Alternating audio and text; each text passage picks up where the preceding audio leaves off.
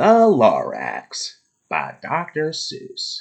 At the far end of town where the grickle grass grows and the wind smells slow and sour when it blows and no birds ever sing excepting old crows is the shriek of the lifted Lorax. And deep in the grickle grass, some people say, if you look deep enough, you can still see today where the Lorax once stood just as long as it could before somebody lifted the Lorax away. What was the Lorax? And why was it there? And why was it lifted and taken somewhere from the far end of town where the grickle grass grows? The old Onceler still lives here. Ask him. He knows. You won't see the Onceler. Don't knock at his door. He stays in this lurkum cold under the roof where he makes his own clothes out of muffled moof. And on special dank midnights in August, he peeks out of the shutters and sometimes he speaks and tells how the Lorax was lifted away. He'll tell you, perhaps, if you're willing to pay. On the end of a rope he lets down a tin pail, and you have to toss in 15 cents and a nail in the shell of a great-great-great-grandfather snail. Then he pulls up the pail, makes a most careful count to see if you paid him the proper amount. Then he hides what you paid him away in his snub, his secret strange hoe and his grubulous glove. Then he grunts, I will call you by whisper my phone, for the secrets I tell are for your ears alone. Slop!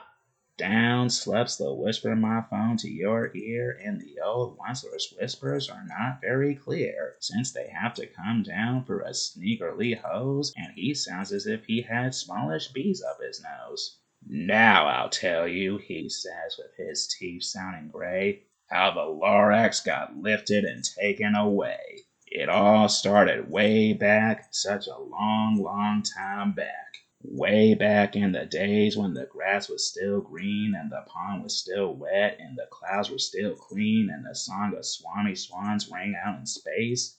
One morning I came to this glorious place, and I first saw the trees. The truffula trees, the bright-colored tufts of the truffula trees, mile after mile in the fresh morning breeze. And under the trees I saw brown barbaloots frisking about in their barbaloot suits as they played in the shade and ate truffula fruits. From the rippleless pond came the comfortable sound of the humming fish humming while splashing around. But those trees, those truffula trees! All my life I've been searching for trees such as these. The touch of their tufts was much softer than silk, and they had the sweet smell of fresh butter and milk. I felt a great leaping of joy in my heart. I knew just what I'd do. I unloaded my cart. In no time at all, I had built a small shop. Then I chopped down a truffula tree with one chop, and with great skillful skill and with great speedy speed, I took the soft tuft and I knitted a need. The instant I finished, I heard a gazump. I looked, I saw something pop out of a stump of the tree I chopped down. It was sort of a man. Describe him? That's hard. I don't know if I can. He was shortish and oldish and brownish and mossy, and he spoke with a voice that was sharpish and bossy. Mister, he said with a sawdusty sneeze, I am the Lorax. I speak for the trees. I speak for the trees have no tongues. And I'm asking you, sir, at the top of my lungs. He was very upset as he shouted in puffs, What's that thing you've made out of my truffula tuft? Look, Lorax, I said, there's no cause for alarm. I chopped just one tree. I'm doing no harm. I'm being quite useful. This thing is a need to find something that all people need. It's a shirt, it's a sock, it's a glove, it's a hat, but it has other uses. Yes, far beyond that. You can use it for carpets, for pillows, for sheets, for curtains, or covers for bicycle seats. The Lorax said, Sir, you are crazy with greed. There is no one on earth who would buy that full need. But the very next minute I proved he was wrong. For just at that minute, a chap came along and he thought that the need I had knitted was great. He happily bought it for $3.98. I laughed at the Lorax. You poor stupid guy. You never can tell what some people will buy. I repeat, cried the Lorax, I speak for the trees. I'm busy, I told him. Shut up, if you please. I rushed across the room and in no time at all built a radio phone. I put in a quick call. I called all my brothers and uncles and aunts and I said, listen here. Here's a wonderful chance for the whole Wansler family to get mighty rich.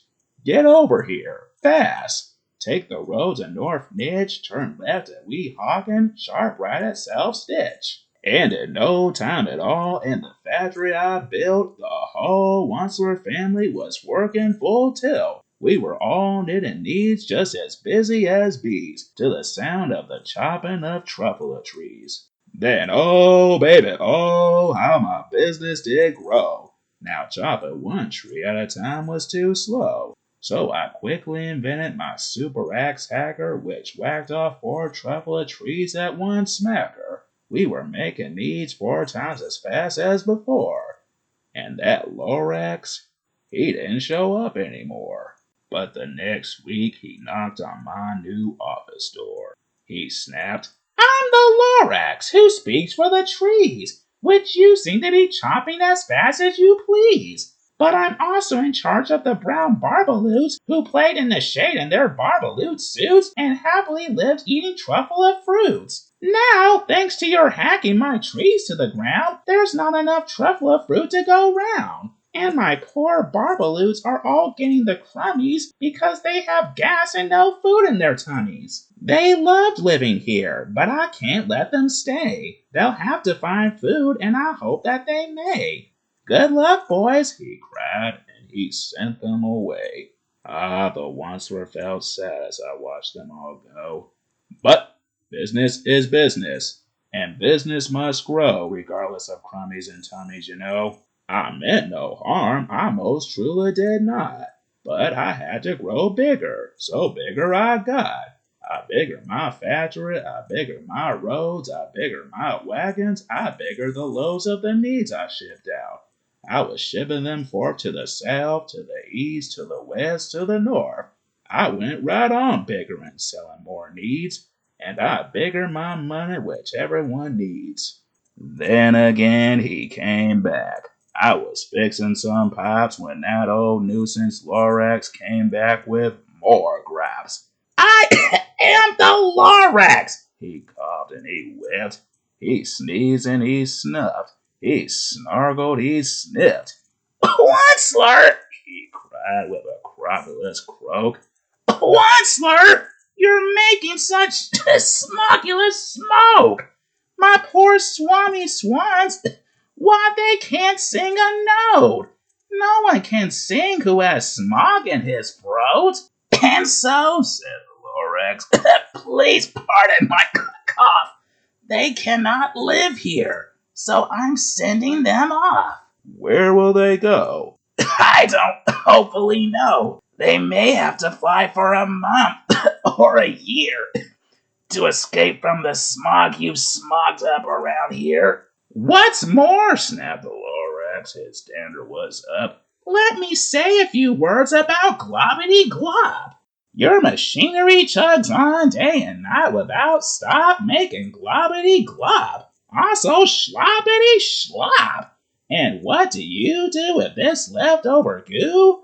I'll show you, you dirty old Wansler man, you. You're glumping the pond where the humming fish hung. No more can they hum, for their gills are all gummed. So I'm sending them off. Oh, their future is dreary. They'll walk on their fins and get woefully weary in search of some water that isn't so smeary. And then I got mad. I got terribly mad. I yelled at the Lorax, now listen here, Dad. All you do is yap, yap, and say bad, bad, bad, bad. Well, I have my rights, sir, and I'm telling you, I intend to go on doing just what I do. And for your information, you Lorax, I'm figuring on biggering and biggering and biggering and biggering, turning more truffle trees into needs, which everyone needs. And at that very moment, we heard a loud whack. From outside in the fields came a sickening smack of an axe on a tree. Then we heard the tree fall, the very last truffle tree of them all. No more trees, no more needs, no more work to be done. So, in no time, my uncles and aunts, everyone, all waved me goodbye. They jumped into my cars and drove away under the smoke smuggered stars. Now all that was left neath the bad smelling sky was my big empty factory, the Lorax, and the Lorax said nothing, just gave me a glance, just gave me a very sad backward glance as he lifted himself by the seat of his pants. And I'll never forget the grim look on his face when he hoisted himself and took leave of this place through a hole in the smog without leaving a trace. And all that the Lorax left here in this mess was a small pile of rocks with the one word, unless. Whatever that meant, well, I just couldn't guess. That was long ago, but each day since that day I've sat here and worried away. Through the years while my buildings have fallen apart, I've worried about it with all my heart. But now, says the Wensler, now that you're here, the word of the Lorax seems perfectly clear. Unless someone like you cares a whole awful lot, nothing is going to get better. It's not. So catch, calls the Wensler. He lets something fall. It's a truffle seed. It's the last one of all. You're in charge of the last of the truffle seeds, and truffle trees are what everyone needs. Plant a new truffle, treat it with care, give it clean water and feed it fresh air. Grow a forest, protect it from axes that hack.